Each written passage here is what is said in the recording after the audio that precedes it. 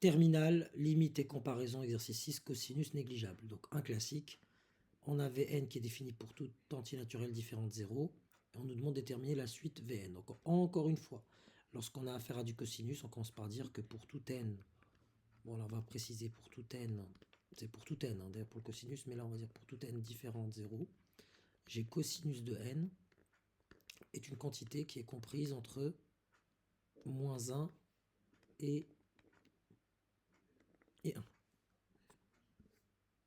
Donc qu'est-ce que je vais faire là pour me ramener à Vn? Je vais commencer par diviser par n au carré. Donc n au carré est une quantité positive. Donc en divisant partout par la même quantité, j'aurai moins 1 sur n au carré qui est inférieur ou égal à cosinus. Ça va conserver l'ordre, hein, c'est pour ça que je le précise. Sur n au carré qui est inférieur ou égal à 1 sur n au carré. Je rajoute par la suite, ça va conserver l'ordre aussi, moins 5. Donc moins 5 ici, moins 5 là, plus, et moins 5 plus. Ici, je vais aboutir à quoi? À Vn. Donc mon Vn, pour tout n différent de 0, tout entier naturel différent de 0, est comprise à suite entre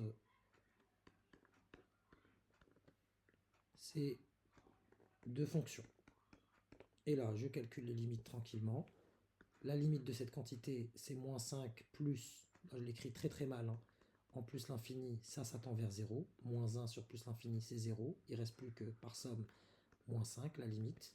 Et ici, moins 5 plus 1 sur l'infini, quand n tend vers plus l'infini, quand n est suffisamment grand, pour n très grand, ça c'est 0, donc il ne reste plus que moins 5.